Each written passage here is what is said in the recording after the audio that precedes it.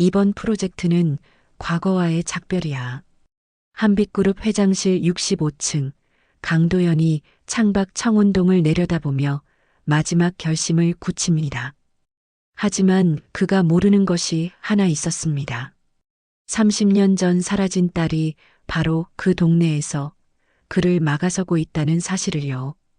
발진, 호흡곤란 쪽인가요? 주민대표 한서진이 키위를 빼달라고 말하는 순간 도연의 눈이 번쩍 뜨입니다. 과연 이 남자는 자신이 무너뜨리려는 마을에서 평생 찾던 딸을 다시 만날 수 있을까요? 시작 전에 좋아요만 눌러주세요. 한빛그룹 본사 65층. 아침 햇살이 통유리창을 가득 채웁니다. 회장 강도연이 청운동을 내려다보며 깊은 숨을 들이마십니다. 63세, 건설업계의 거물로 불리는 그에게는 마지막 대형 프로젝트가 남아 있었습니다. 바로 미래형 스마트시티 건설이었죠. 회장님, 모든 준비가 완료되었습니다. 비서실장 장무성이 두툼한 서류 뭉치를 들고 들어옵니다. 48세의 유능한 실무진인 그는 도연의 오른팔 역할을 해왔습니다. 주민 대표와의 면담 일정을 잡으시겠습니까? 도연이 천천히 고개를 끄덕입니다. 직접 가겠다. 이번만큼은 완벽하게 마무리하고 내려오겠어. 그의 목소리에는 평소와 다른 무게감이 실려 있습니다. 무성은 잠시 놀란 표정을 짓더니 고개를 숙입니다. 알겠습니다, 회장님. 도연이 책상 서랍을 열고 낡은 사진 한 장을 꺼냅니다. 30년 전 젊은 시절 아내와 어린 딸과 함께 청운동에서 찍은 가족 사진입니다. 사진 속 딸아이는 환하게 웃고 있었죠. 도연의 손끝이 미세하게 떨립니다. 이번 프로젝트는 과거와의 작별이야. 그가 중얼거리듯 말합니다.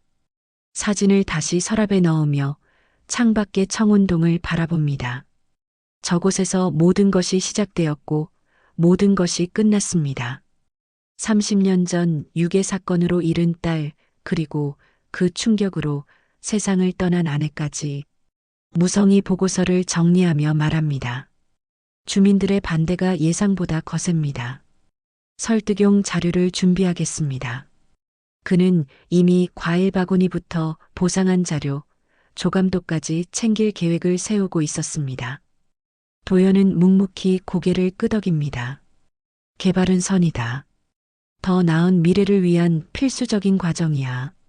그의 확신은 흔들리지 않습니다. 하지만 사진 속 딸의 미소가 자꾸만 마음 한 구석을 건드렸죠. 회장의 마지막 작품이라는 기대감이 사내에 퍼져나갑니다. 동시에 부담도 커져갑니다.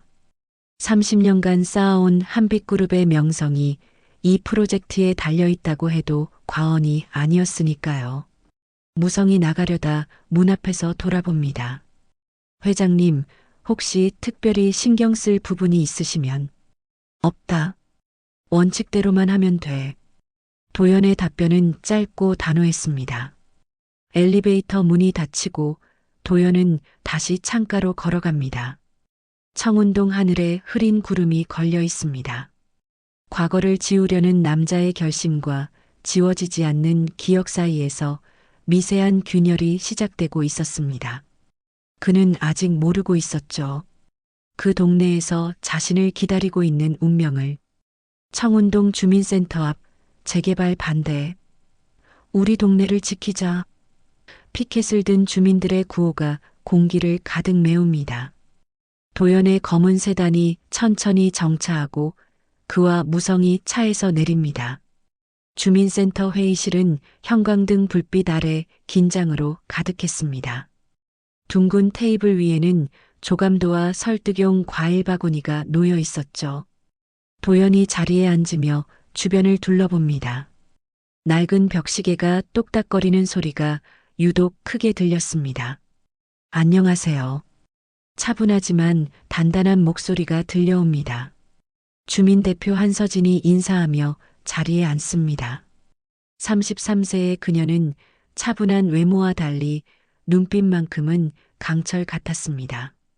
도연은 무심코 그녀를 바라보며 왠지 모를 낯선 감정을 느꼈습니다. 무성이 프레젠테이션을 시작합니다. 주민 여러분께 좋은 소식을 전해드리겠습니다. 스크린에 화려한 조감도가 떠오르고 보상안과 우선 입주권, 생활 편익 시설에 대한 설명이 이어집니다. 하지만 주민들의 표정은 여전히 굳어 있었죠. 서진이 준비해온 자료를 펼쳐놓습니다. 이곳의 역사를 보실까요? 그녀의 목소리에는 분노보다는 애정이 담겨 있었습니다. 70년 된 골목의 기억, 3대가 이어온 가게들, 아이들이 뛰어놀던 마당. 이 모든 것이 도면 한 장으로 바뀔 수 있는 게 아닙니다. 도연은 서진의 논리정연한 반박을 들으며 미묘한 균열을 느꼈습니다. 단순한 민원인의 항의가 아니었습니다. 진짜 이 동네를 사랑하는 사람의 간절함이었죠. 휴식 시간이 되었습니다. 과일 접시가 돌려지는 중 서진이 조용히 말합니다. 키위는 빼주세요. 순간 도연의 눈이 번쩍 뜨입니다. 왜 키위를 빼달라고 할까? 발진. 호흡곤란 쪽인가요? 도연이 무심한 듯 물어봅니다. 서진이 놀란 표정으로 그를 바라봅니다. 어떻게? 그녀의 반응에 도연의 심장이 빨라집니다. 30년 전 딸의 키위 알레르기가 번개처럼 머릿속을 스쳐 지나갔습니다. 회의가 다시 시작되지만 도연의 마음은 이미 다른 곳에 가 있었습니다. 서진의 말투, 손짓, 심지어 앉는 모습까지 모든 것이 낯설면서도 익숙했습니다. 설명하기 어려운 기시감이 그를 사로잡았죠. 회의는 결론 없이 끝났습니다. 서진이 마지막으로 말합니다. 시간을 두고 다시 생각해 보시길 바랍니다. 개발이 항상 옳은 건 아니거든요. 그녀가 나가면서 도연과 잠시 시선이 마주쳤습니다. 그 순간 둘 다 설명할 수 없는 감정을 느꼈죠. 무성이 보고서를 정리하며 말합니다. 시간을 두고 압박하는 게 좋겠습니다. 하지만 도연의 머릿속은 온통 키위 알레르기와 그 낯익은 미소로 가득했습니다. 혹시, 정말 혹시일까요? 주민센터를 나서며 도연이 뒤를 돌아봅니다. 서진이 다른 주민들과 대화하는 모습이 보였습니다. 30년 전 잃어버린 퍼즐의 한 조각이 천천히 제자리를 찾아가는 것 같았습니다. 한남동 자택, 깊은 밤. 도연의 서재에는 무거운 침묵만이 흘렀습니다. 그가 비밀 금고의 번호를 누르고 30년간 봉인해뒀던 상자를 꺼냅니다. 먼지가 앉은 실종 보고서, 병원 차트, 키위 알레르기 메모. 모든 기록이 빽빽하게 정리되어 있었습니다. 1995년 5월 12일, 청운동 놀이터에서 놀던 5살 수진이가 사라진 그날. 도연의 손이 기록을 넘기며 떨려옵니다. 유괴범의 협박 전화 기록, 48시간 동안의 몸값 협상, 그리고 오토바이로 사라진 범인의 뒷모습까지. 수진아, 아빠가 곧 데리러 갈게. 30년 전 그의 목소리가 테이프에서 흘러나옵니다. 하지만 딸은 돌아오지 않았습니다. 며칠 후 발견된 건 핏자국뿐이었죠. 아내는 그 충격으로 병상에 누워야 했고 결국 2년 뒤 세상을 떠났습니다. 사망진단서를 보는 순간 도연의 손이 격하게 떨립니다. 현실로 돌아온 그는 즉시 무성에게 전화를 겁니다. 무성아, 급한 일이 있다. 한서진. 그 여자에 대해 조사해야겠어. 회장님, 어떤 조사를 말씀하시는지. 무성의 목소리에 당황이 묻어납니다. 과거 기록, 보육원 출신인지, 그리고 도연이 잠시 망설이다 말합니다. DNA 검사가 필요해. 극비로. 무성은 잠시 침묵하더니 대답합니다. 알겠습니다, 회장님. 내일 중으로 처리하겠습니다. 전화가 끊어지고 도연은 30년 만에 처음으로 희망이라는 감정을 느꼈습니다. 다음 날 오후 무성이 비밀리에 확보한 샘플로 검사가 진행됩니다. 도연은 하루 종일 집중할 수 없었습니다. 회의 중에도 서류를 보는 중에도 오직 검사 결과만 생각났죠. 저녁 6시 회장실. 무성이 두툼한 봉투를 들고 들어옵니다. 결과가 나왔습니다. 그의 표정이 평소보다 경직되어 있었습니다. 도연이 떨리는 손으로 봉인을 뜯습니다. 불일치, 친자관계 가능성 0.001% 미만. 종이에 적힌 차가운 숫자들이 그의 마음을 얼어붙게 만들었습니다. 30년간 품어온 희망이 한순간에 무너져 내렸죠. 도연의 어깨가 축 늘어집니다. 창밖으로 노을이 지고 있었습니다. 그 아름다운 풍경이 오늘따라 처참하게 느껴졌습니다. 회장님, 무성이 조심스럽게 다가와 어깨에 손을 올립니다. 그럼 이제 프로젝트에만 집중하시죠. 무성의 목소리에는 묘한 안도감이 섞여 있었습니다. 하지만 도연은 그것을 눈치채지 못했죠. 너무 큰 실망에 빠져 있었으니까요. 도연이 서류를 정리하며 스스로를 다잡습니다. 그래, 착각이었어. 그럴 리가 없지. 하지만 가슴 깊은 곳에서는 여전히 무언가가 꿈틀거리고 있었습니다. 키위 알레르기, 그 익숙한 미소, 설명할 수 없는 친근감. 밤이 깊어가며 도연은 홀로 창가에 서서 청운동 방향을 바라봅니다. 검사 결과는 불일치였지만 그의 마음속 의문은 여전히 남아 있었습니다. 혹시 무언가 놓친 게 있는 걸까요? 며칠 후 청운동 현장, 긴장감이 팽팽하게 흐르고 있었습니다. 가린 펜스와 안전 표지판 사이로 소란스러운 목소리가 들려옵니다. 서진이 검은 점퍼를 입은 남자 3명에게 포위되어 있었습니다. 주민들을 선동하는 것도 정도가 있는 거 아니야? 그중 한 명이 거친 목소리로 말합니다. 서진이 들고 있던 카메라를 빼앗으려 하자 카메라가 바닥에 떨어져 렌즈에 금이 갔습니다. 도연의 차량이 현장에 도착했습니다. 창문 너머로 위험한 상황을 본 그는 본능적으로 차에서 뛰어내렸습니다. 무슨 짓이냐? 그의 큰 목소리가 현장을 압도했죠.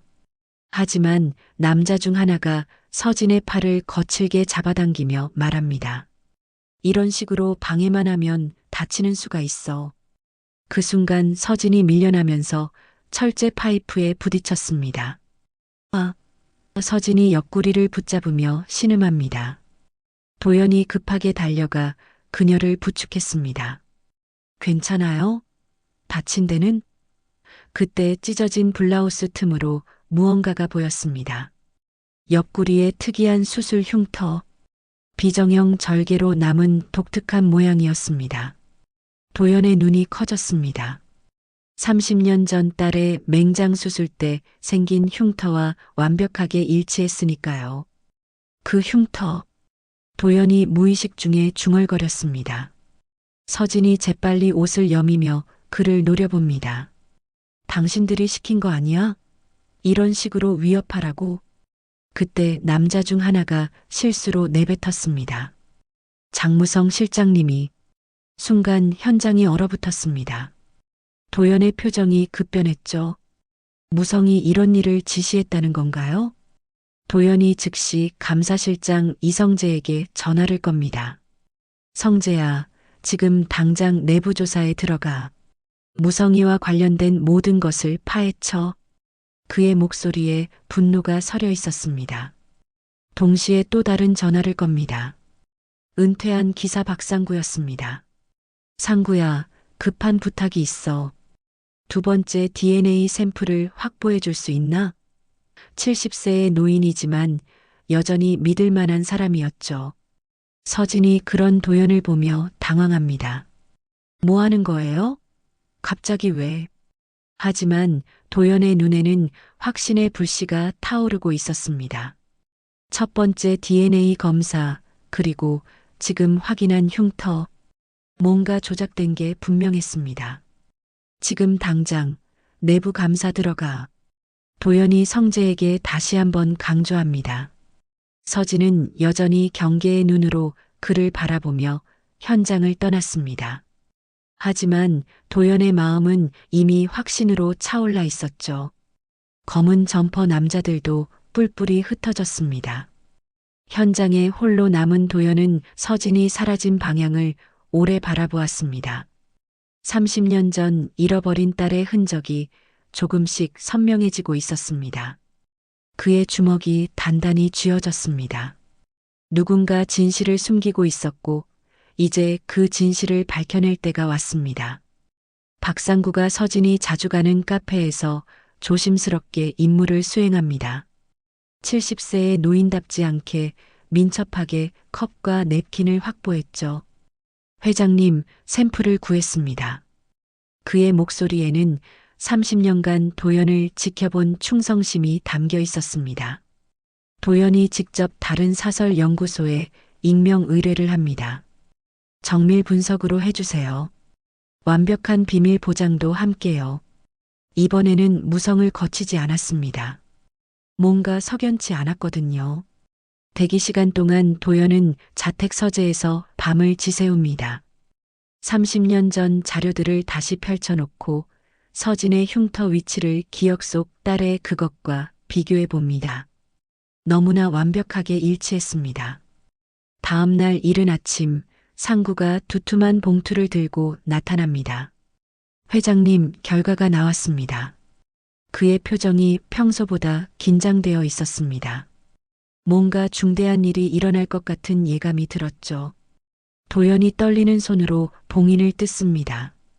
결과지를 펼치는 순간 그의 눈이 커졌습니다. 완벽한 일치, 99.9999%. 숫자가 선명하게 적혀 있었습니다. 종이가 바닥에 떨어집니다.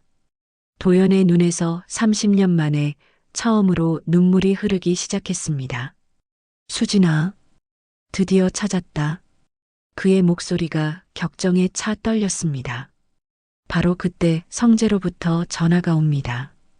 회장님, 무성 실장 관련해서 심각한 문제를 발견했습니다.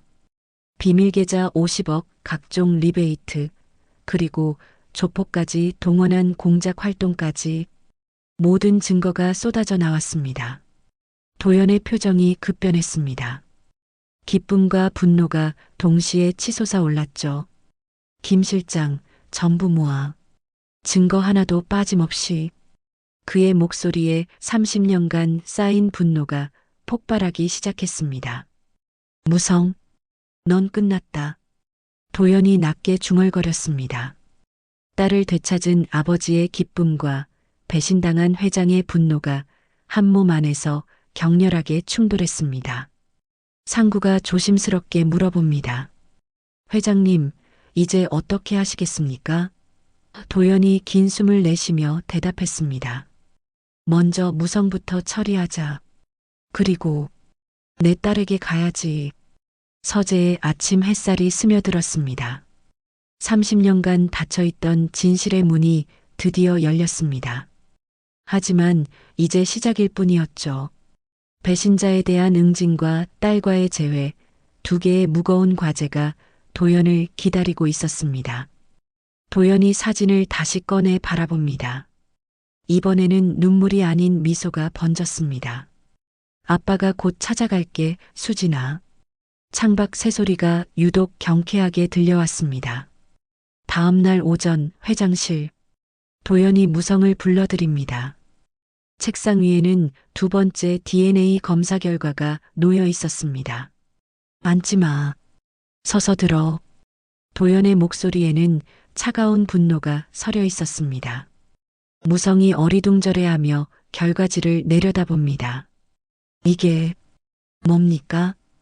두 번째 검사 결과야. 99.9999% 일치. 도연의 말에 무성의 얼굴이 창백해집니다. 회장님, 이건 오류입니다. 첫 번째 검사가 정확한 거예요. 무성이 당황하며 변명하기 시작했습니다. 하지만 도연은 이미 모든 걸 알고 있었죠. 무성아, 30년간 너를 믿어왔는데 도연이 비밀계좌 내역을 펼쳐놓습니다. 50억이 어디서 나온 건지 설명해 볼래? 무성의 얼굴이 점점 굳어갔습니다. 이어서 리베이트 증거, 조폭동원 지시서, 과거 프로젝트 비리 자료까지 차례로 쏟아져 나왔습니다. 이것도 전부 내 짓이었구나. 도연의 목소리에 실망과 분노가 뒤섞였습니다. 무성이 발끈하며 소리쳤습니다. 회장님, 회사 미래가 더 중요한 거 아닙니까? 한 명 때문에 전체를 포기할 순 없어요. 그의 본심이 드러나는 순간이었습니다. 한 명? 도연이 천천히 일어섰습니다. 그 한 명이 내 딸이야, 이 자식아. 그의 주먹이 책상을 강타했습니다. 무성이 서류를 헤집으며 회장실을 나가버렸습니다. 그날 새벽 2시 회사 서버실에 경보가 울렸습니다. 무성이 모든 증거를 삭제하려 했던 것이죠. 하지만 성재가 미리 백업해둔 덕분에 실패로 끝났습니다. 오전 10시 긴급 이사회가 소집됩니다. 도연이 준비한 증거 자료가 이사들에게 배포되자 회의실이 술렁였습니다.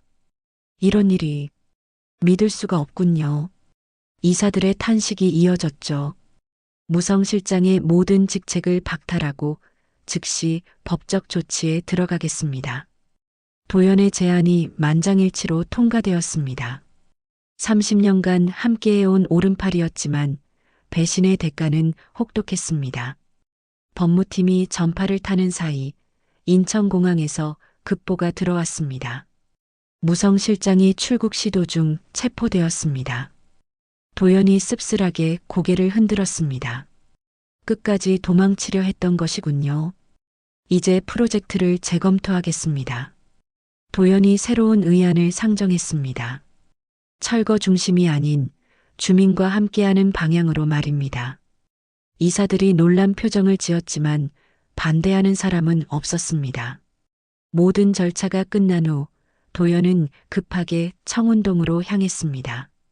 서진을 만나야 했습니다. 진실을 말해야 했죠. 하지만 그녀가 살던 집에는 아무도 없었습니다. 그 아가씨요? 어제 짐 싸고 어디론가 떠났어요. 이웃 할머니가 말했습니다. 도연의 가슴이 철렁 내려앉았습니다. 또다시 잃어버린 건 아닐까요? 30년 전의 상실감이 다시 밀려왔습니다. 도연이 빈 집 앞에서 주저앉을 뻔했습니다. 하지만 이번에는 포기할 수 없었습니다. 확실히 알고 있었거든요.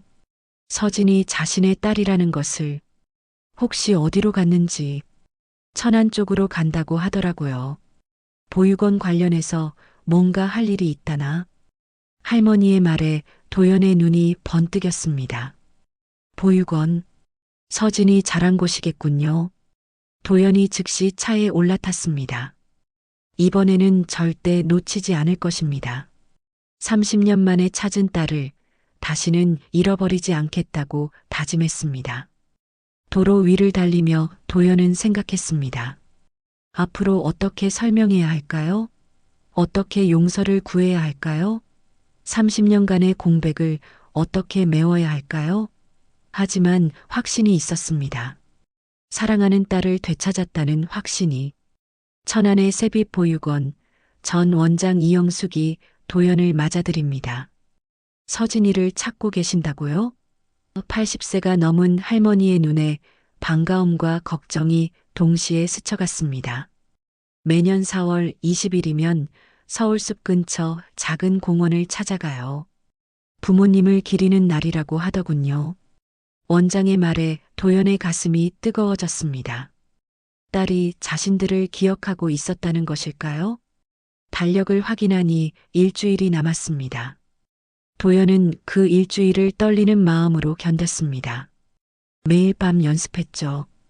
어떻게 말을 꺼내야 할지, 어떻게 사과해야 할지. 4월 20일 오후 바람에 벚꽃이 흩날리는 작은 공원. 도연이 멀찍이 서서 기다리고 있었습니다. 가슴이 터질 것 같았죠. 30년 만에 재회를 앞두고 있었으니까요. 오후 3시 서진이 천천히 공원으로 걸어왔습니다. 벤치에 홀로 앉아 하늘을 올려다보는 모습이 어린 시절 딸의 모습과 겹쳐졌습니다. 도연이 조심스럽게 다가갔습니다. 실례합니다. 서진이 돌아보며 놀란 표정을 짓습니다. 당신이 왜 여기에? 경계하는 그녀의 모습에 도연의 마음이 아팠습니다. 하지만 이제 더 이상 물러설 수 없었죠. 도연이 무릎을 꿇었습니다. 모든 방어를 내려놓은 아버지의 자세였습니다. 미안해. 정말 미안해. 그의 목소리가 떨려왔습니다. 첫 번째 봉투를 내밀었습니다. DNA 검사 결과야.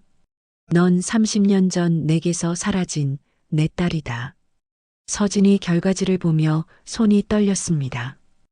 99.9999% 일치라는 숫자가 선명했죠. 두 번째 봉투에는 옛 사진들과 병원 기록이 들어 있었습니다. 비정형 맹장 절개 수술 기록, 키위 알레르기 진단서, 모든 것이 일치했습니다. 서진이 떨리는 손으로 자신의 흉터를 어루만졌습니다. 그리고 눈물을 흘리며 고개를 끄덕였습니다. 난 버려진 게 아니었군요. 30년간 묶여있던 말이 마침내 흘러나왔습니다. 둘은 말을 잇지 못한 채 같은 하늘을 올려다보았습니다. 벚꽃잎이 바람에 흩날려 그들 주위로 떨어졌죠. 시간이 멈춘 것 같은 순간이었습니다. 앞으로 어떻게 하죠? 서진이 조심스럽게 물었습니다. 도연이 깊게 숨을 들이마셨습니다. 청운동 프로젝트를 바꾸려고 해. 철거가 아닌 주민 참여형 재생으로. 서진의 눈이 커졌습니다. 정말요? 내가 원하는 대로 이 동네를 살려보자. 함께. 도연의 말에 서진의 얼굴에 조심스러운 미소가 번졌습니다. 시간이 필요해요. 30년이라는 시간이. 천천히 하자. 우린 이제 시간이 많으니까.